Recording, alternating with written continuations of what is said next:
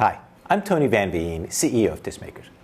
I don't want to get political here, but man, are we living in uncertain times. So today I want to talk to you about what my 30 years in business have taught me about not just surviving, but thriving in uncertain times. And I'll offer you my musician's advice for such uncertain times. When thinking about the current state of affairs, a couple of items are first and foremost on my mind. Number one, what will tariffs do to costs, and what impact will that have on the prices of the things we buy and sell? And number two, will the U.S. economy slow down or even go into recession in light of the tariffs or the trade war with China? So let's start at a macro level. From my perspective, the biggest questions for you as an artist are, over the next year or so, will my revenues go up, down, or stay the same? And will my costs go up, down, or stay the same? Coincidentally, those are the same questions I have for Dismakers. Let's start by looking at the impact that tariffs are going to have. They will make everything that we buy from abroad more expensive. Most musical instruments nowadays are made in Asia, with notable exceptions like Gibson and Martin guitars, who do a good chunk, but not all of their manufacturing in the States.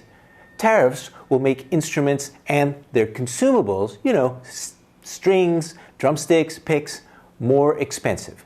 And of course, life in general will get more expensive. If imported pineapples are now subject to a tariff, your fruit salad will cost more, leaving less for you to spend on other things.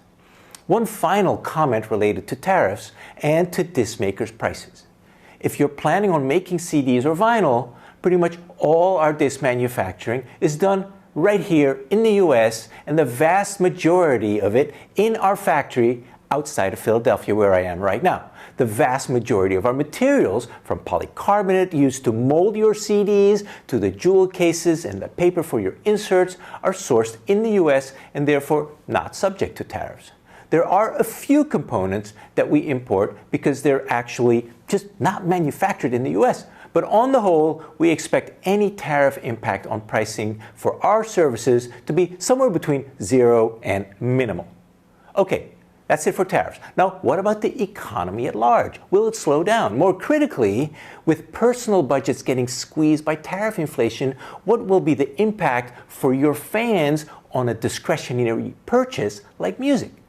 We know that consumer confidence dropped measurably since the start of the year. When prices are up and consumer confidence is down, people tend to hold off on major purchases and even on things like eating out or going to concerts. This can certainly lead to an economic slowdown if this pattern sustains for a while. Again, the question is, what does this mean for you? Will less people come to your concerts? Will you sell less t-shirts and CDs? Do you need to lower your vinyl prices to move more albums? We don't have hard answers to these questions, but there are certain things that you can do to position yourself optimally for these uncertain times. First, however, a bit of context. A couple of decades ago, I read a business book by Lou Gerstner, who was CEO of IBM at the turn of the last century.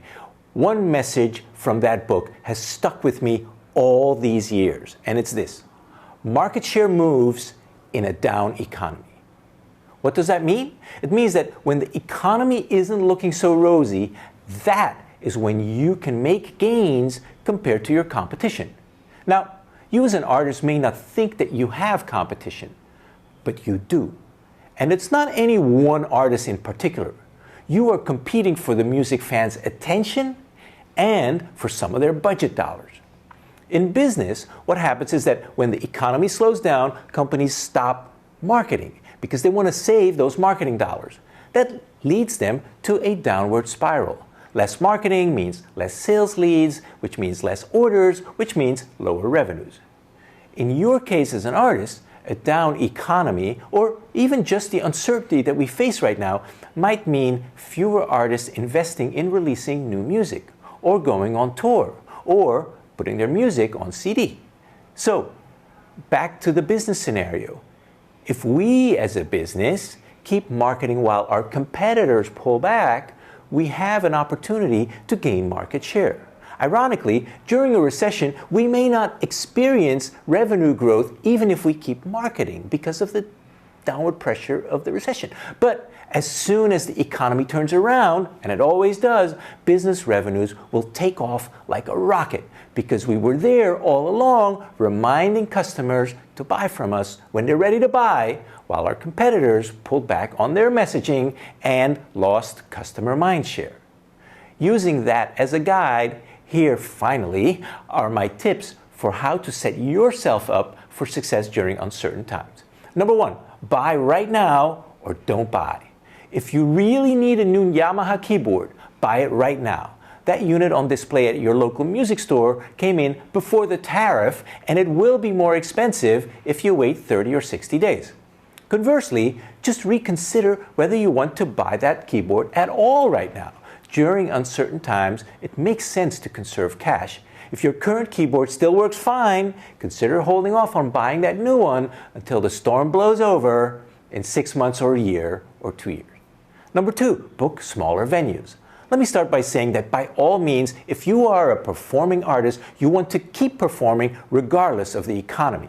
You need to retain that mindshare I talked about with your fans and continue to make new fans. Performing is great for that, but it's possible that economic uncertainty could mean smaller crowds. So, book your concerts for the next 6 months or so at a smaller venue than you might usually do, because you're better off selling out a venue that's too small than playing to a half-empty room that's too big. Okay, number three, experiment with pricing. During uncertain times, people become more budget conscious. You may not need to lower your prices for concert tickets, for CDs, for t-shirts or vinyl, but doing so might lead you to more sales. So experiment a bit. At one concert, charge $12 per CD. At another, charge $10 or even $9. Track how many units you sell at each concert, calculate your margin that you make, and then charge the price that makes you the most margin going forward. Number four, keep creating. Remember, if you want market share to move, you've got to stay in front of your audience. So even when budgets get tight, keep composing, keep releasing new music. Sure, there are recording costs, but you can get those down by doing pre-production on your laptop at home and by making sure you're super well rehearsed before going into the studio. And digital distribution is virtually free these days. Maintaining a regular release schedule is critical for you to retain that mindshare with your fans. You don't want them to forget about you.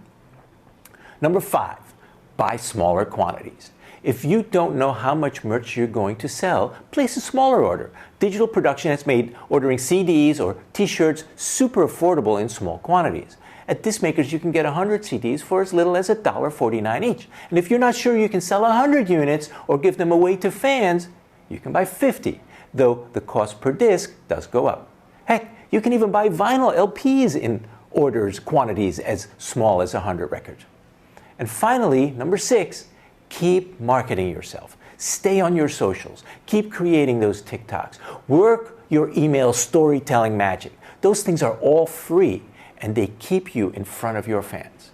Remember what I said earlier? Market share moves in a down economy. I've seen this happen with our business, and it can happen to you. If you keep creating, keep performing, keep releasing music, you may not be able to immediately measure the positive impact while the economy is still weird. But once things turn around, you'll be poised to make a big leap forward in streams, in concert tickets, and in product sales. So even though things are feeling uncertain right now, don't let that hold you back from continuing to develop your music career. I hope you found this helpful. See you next time.